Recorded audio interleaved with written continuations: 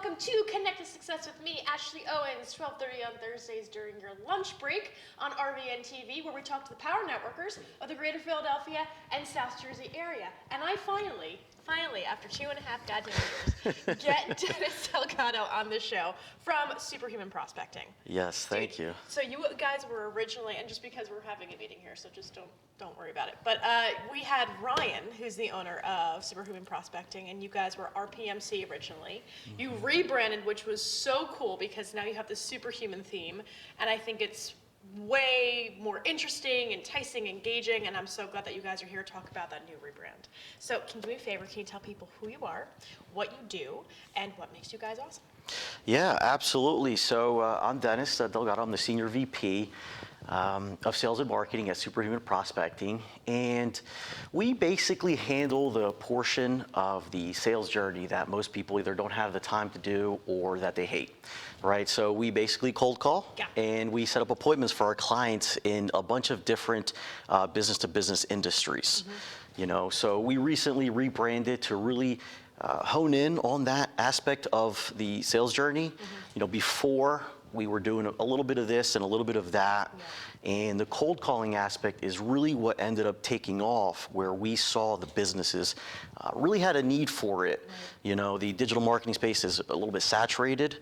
So, you know, the cold calling side was one of those things that was being ignored or sort of put to the side or not really worked on a consistent basis. Why do you think that was? Why do you think that wasn't worked on a consistent basis? Well, with the explosion of digital, you know, it's a lot of people are really going towards the social media, the SEO, the pay-per-click, which is great. You know, we do that ourselves, and it's definitely a good portion of anybody's marketing stack, right? But at the end of the day, you know, people still want that human-to-human connection, you know, but with also different types of laws and privacies and just, you know, the telemarketers that, you know, call you for the credit cards or the loans, they sort of ruined it a little bit for everybody. So people have gotten this negative perspective of what we do and sort of stopped doing it in their own businesses, you know. Interesting. Okay. So, by the way, you know, I know a lot about their company because I'm very good friends with these guys, but also they're the only service in this industry that I will refer. So if that holds any water, please know that these guys are the best. But I know Ryan, and I don't know you as much as I want to get to know you. And I'm so glad you're coming on the show. Yeah. So, dude, where'd you grow up? So, you know, it's interesting. I am not from the U.S. Are you really not? No, I am not. I am from Nicaragua. So, yeah. So I'm actually an immigrant. You know, I came when I was 3 years old. There was a war in Nicaragua, and my parents were one of the few, you know, Nicaraguans at that time that were both college educated with pretty good jobs, and you know, they wanted a better life. You know, and at the time it was a civil war, so it's a little bit dangerous, or very dangerous, I should say. So we came to the U.S. and settled here. So we lived in Miami for a little bit.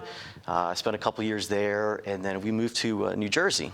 So I'm from Hamilton Township, New Jersey, so Mercer County. Yeah, dude, I grew up in North Jersey. Oh, yes. Yeah. So that's where I spent most of my, since first grade, actually. Wow. So I grew up in a suburb of Jersey, and, you know, I always watched my parents work hard and really get to where they're at now. My mother just retired on her birthday last year. Yeah, so my father works for the state still. He owns his own business as well in addition to that. So I always grew up watching that hard work and just always kind of doing what you have to do to get where you want to be. And, you know, he always helped provide, you know, that old immigrant mentality, you know, it's, you know, providing for your family, making sure that those that you bring into this world have a better life than you do, you know. So I grew up in New Jersey, and I went to college in New Jersey too, at the College of New Jersey. Yeah. So I went for international business. So I've always had a sort of a curiosity or an intrigue in international cultures, obviously being, you know, an immigrant myself and wanting to learn about that. So I got international business, and when I graduated, my first job was actually door to door. Oh, wow. Good Yeah. for you. Just ripping that Band-Aid off. Yeah, Wow. yeah. So it was, I always say Is your soul a little tainted, a little black? Just because, like, is it still in pieces? Because sometimes when you do that stuff, it can be in pieces. Wow. yeah, it was the best and worst job I've ever had. Exactly. Yep. You know, Exactly. it taught me a lot. That's where I learned a lot of my sales techniques and how to communicate with people, how to take rejection, and how to sell myself, really. You know, I had sales jobs before, but it was mostly in like retail or waiting tables, you know, things like that. But, you know, this really taught me a lot, but it was rough. Yeah. You know, walking the streets, going business to business in snow and heat, you know, and it really prepared me for my career, which has always been pretty much in sales. Yeah. But you also, your hobbies included like learning about new technologies. Yeah. Talk more about that because I find that fascinating. Yeah, absolutely. So, you know, I've been in sales most of my career, but at some point I also wanted to expand a little bit, right? So I started to really dive a little bit more into marketing and the digital side of it, and just, you know, ways to make life easier, Right. you know, or accomplish tasks, you know, faster, quicker, more efficient.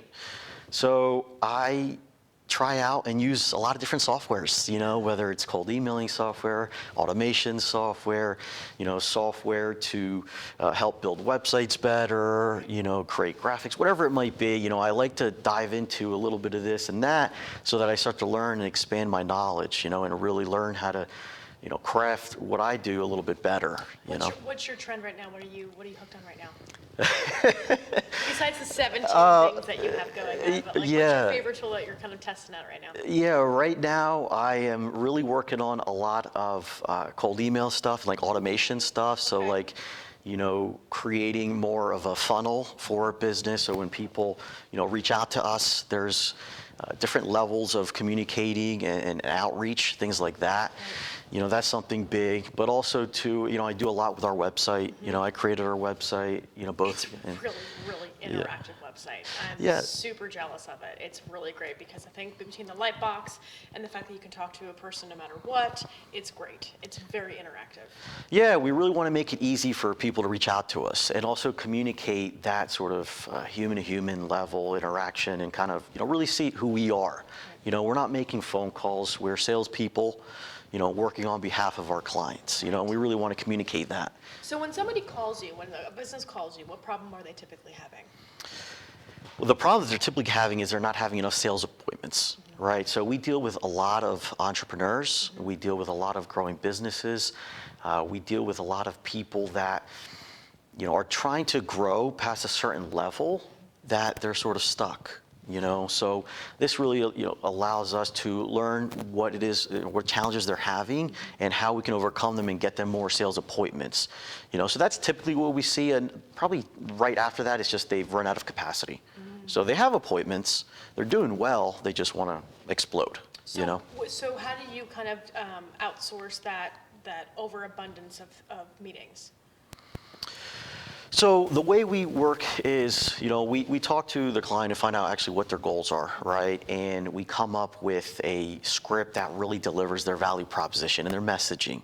You know, we really want to learn what sets them apart, you know, and then who their target market is.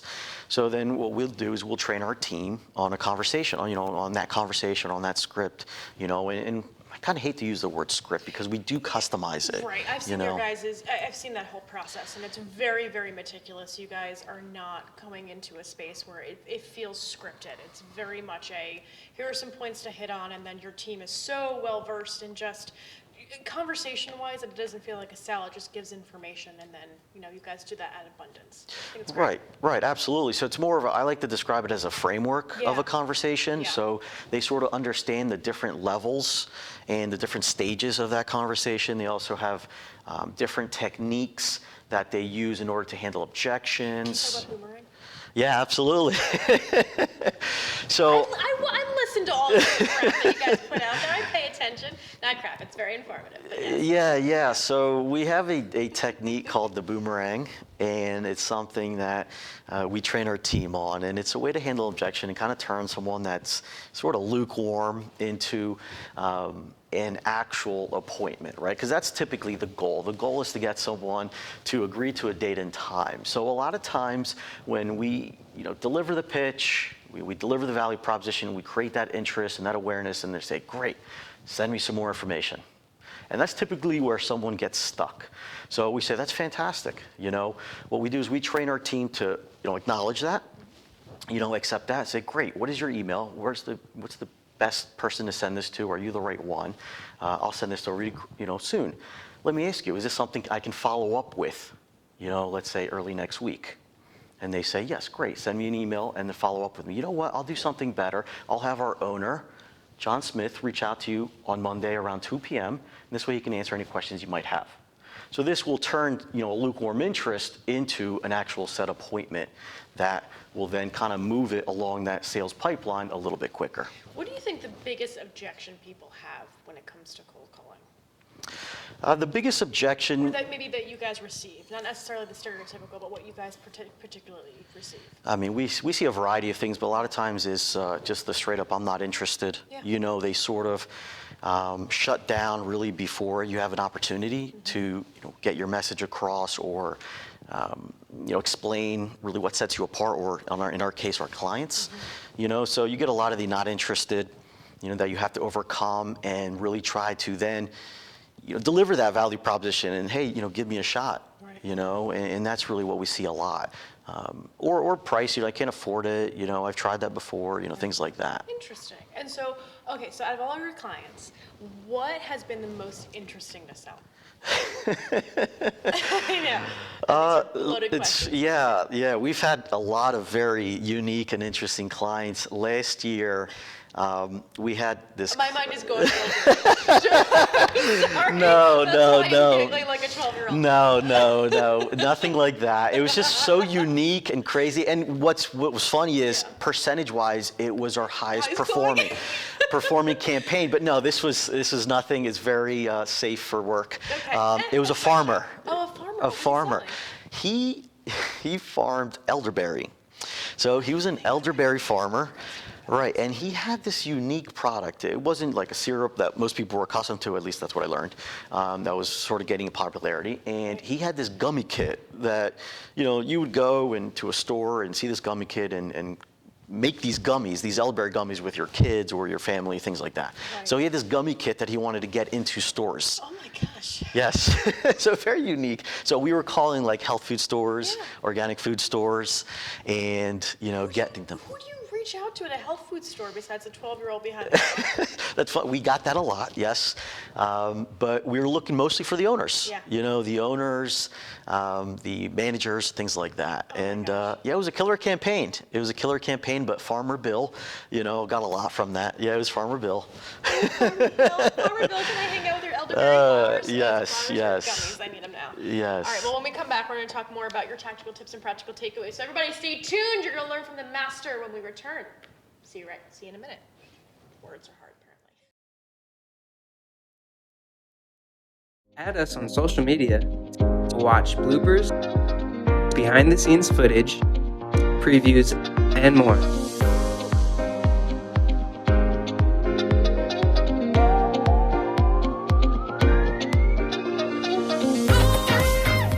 Choosing Medicare coverage can be a very confusing and complicated process. Help is just a phone call away, 856-226-4800. As a licensed insurance agent, I'll assist you in making an informed and confident decision on a Medicare plan that meets your needs, lifestyle, and budget. Call me today for a free, no-obligation Medicare benefits consultation, 856-226-4800.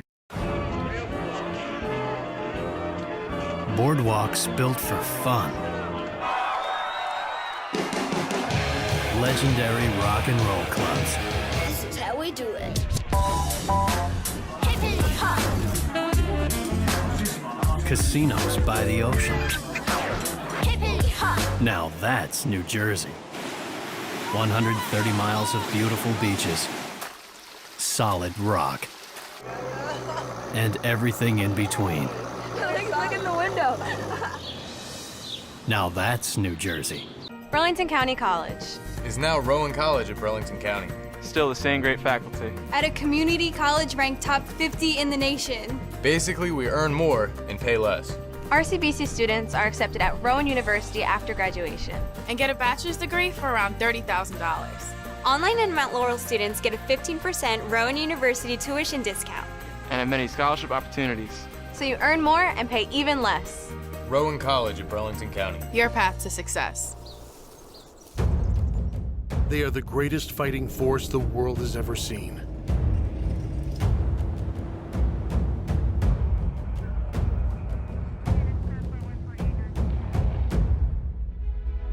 But what does it take to strengthen our service members? What does it take to let them know that we stand behind them, wherever they are? What does it take to bridge the distance and keep them connected to family, home, and country? And what does it take to prepare them for their future when their service to the nation is complete? What does it take to strengthen our service members so they can be the greatest force for good in the world? It takes a force. Be a force behind the forces. Share a message today at force.uso.org.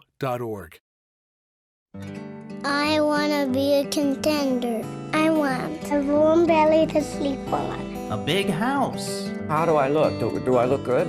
I want to play hard.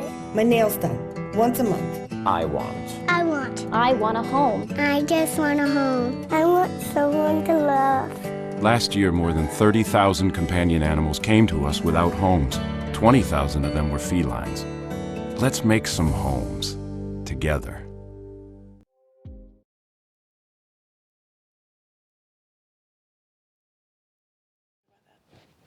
Everybody, welcome back to Connect with Success with me, Ashley Owens, on RVN TV, where we talk to power networkers, and we have Dennys Delgado here. Thank you so much for being here. Okay, thank you for having me. So so with cold calling, sometimes it can be a very stereotypically hard thing for people to wrap their heads around because some consider it a dying practice, right? So yes. What is your objection for that statement? What would your objection be for that statement based off of, you guys have been in business for 4 years, 5 years, something like that, and you've got incredible success rates. You guys are doing the human-to-human prospecting rather than outsourcing it out to a different country. It's in-house. You're not pushing anything. You're having conversations. So what would your objection be, or at least your response to those stereotypical thoughts? Yeah, and we do get that a lot, and I love it. I actually love when people say that because it really allows me the opportunity to explain why they're not correct in that thinking. Sales at the end of that is still going to be a human-to-human type of interaction, right? So ultimately, you still need to have that connection with somebody, and trying to automate the entire process is not ideal in every scenario. Sure, in certain industries, especially when you're more transactional, that can be super helpful, make things quicker and more profitable. But in many businesses, you still want that human touch. People still expect that interaction. They expect that customization of the contract or product service or anything like that. So, being able to provide that first level interaction on a human-to-human level is still extremely helpful. Not to mention, a lot of times people are really focused on digital marketing, and digital marketing has become quite saturated. What's funny is our biggest clientele is digital marketing. So they're still reaching out to us to, expand on their outreach efforts. In addition to what they do on the digital side, they also want that element of cold calling. So we're still able to create those connections. We're still able to deliver those messages, and it's really a way to target your specific market, without having to really cast a really wide net. You're reaching your market and you're being able to, deliver your specific value proposition to the people that you want, as opposed to hoping they find you online. So when you are working with other businesses and you guys go out to network, right? Who are your strategic partners? Who are the people that you share clientele with? So we share clientele with a lot of digital marketers, as you can imagine, because at the end of the day, we also do lead generation. right? We just do it in a different format. So a lot of digital marketers, a lot of other cold calling companies actually as well. Now there's not many of us, but we've connected and interacted with other different cold calling companies, out in the US, and some of them will provide us certain industries that maybe they're not comfortable with, or certain projects that they don't have the capacity to engage in, as well. And then probably the other one that we work really well with is consultants. People that work and help strategize, create marketing campaigns, things like that, can come across a client that they feel could use this type of outreach for their specific product or service. So those usually are probably the best ones for us. Business consultants, digital marketers, and networking concierges. Perfect. Great. Absolutely. No, it's interesting because a lot of people will come to me because I do follow up more on a very condensed basis rather than the cold. So you guys are the cold to my warm. It's great. It's fantastic. It's a lovely partnership. So when that comes across, I'm like, nope, you got it. I got a team. I got a guy. Absolutely. It'll work out for you guys. We'll take them. So when you guys go out to network, what organizations are you a part of? So right now we are definitely a part of Power Match. Yay! Absolutely. So you've been a part of Power Match for how long? Oh wow, now it's probably a year and a half. Dude, a year and a half, something like that. Yeah, absolutely. Good. Absolutely. So that's the biggest one that we participate in. I pulled back myself just because of my responsibilities, but we were able to hire our first account executive last year, which is awesome. Yeah, thank you. So that really took a lot off my plate in terms of the day-to-day. So he handles a lot of those. We're also looking to get into some of the chambers and kind of, explore a little bit more there. And we're working on that. We try to go to a lot of things that are local. We're part of also the AAISP, which is very specific to inside sales professionals. So we do a lot of networking events with them and go to a lot of educational panels. And also the A&A Business Marketing. We're not a member of them, but we do attend a lot of those events. We're actually going to one next week. So, yeah, absolutely. So there's a few others that I think you guys might be interested in. Are you doing any conferences this year? No, not yet. Actually, we'll see. I don't know. We're discussing it. We're exploring. We're seeing what we can do. Yeah. Yeah, we'll talk offline. But Absolutely. There's a couple that I think you guys might really like to enjoy. So with for your networking strategy, because with what you do every day is so very, very sales and tactical oriented.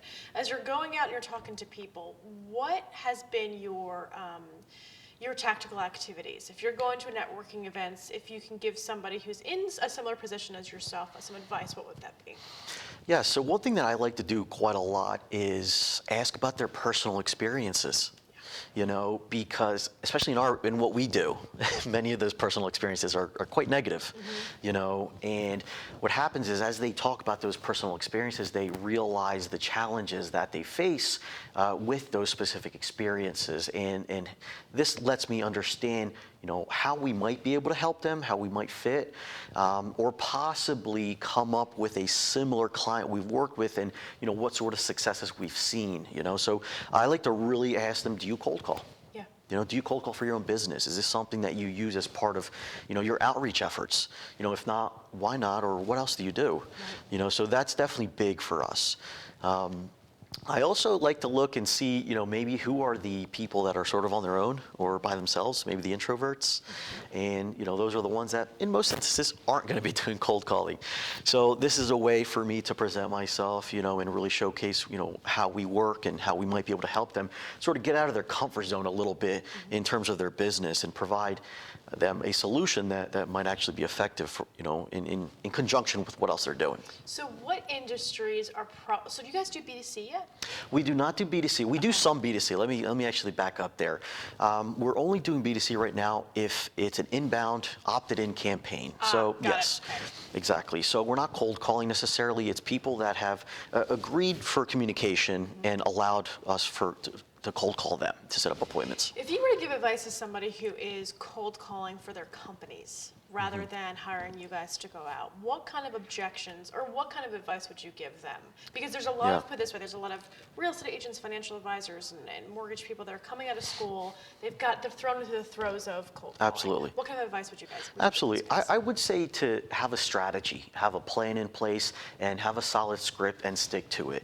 One of the things that we do is, we're specialists in that conversation that connects humans with products and services. And a big portion of that is the script writing and the method methods we've developed to create a script that we have found is effective. So that's the first step, right, is really creating that, but also having that strategy. We tend to start with a 3-round approach when we reach out to our prospects, so that this way you're calling more than once. Not everybody's going to answer on that first call. You know, having multiple calls allows you to call at random times, days, gather information from gatekeepers, things like that, and really help move you along and increases the conversation rates with those potential decision makers. So those are the two things, really, you know, have a proper script, plan, and strategy in place and stick to it. Be consistent. Amazing. And how important is networking to your business?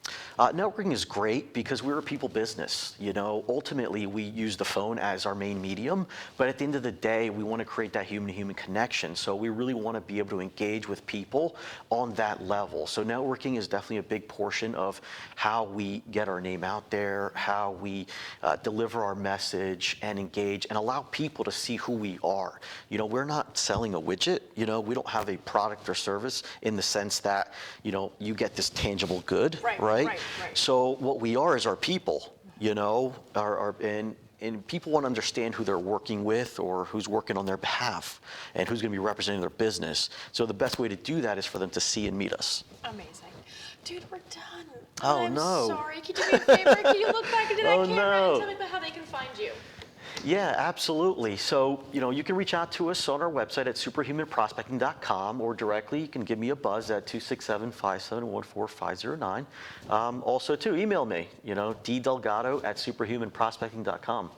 Dude, thank you so much for being here. We went by way too fast. We definitely Absolutely. have to catch up. Anytime. Screw Ryan. Everybody, welcome.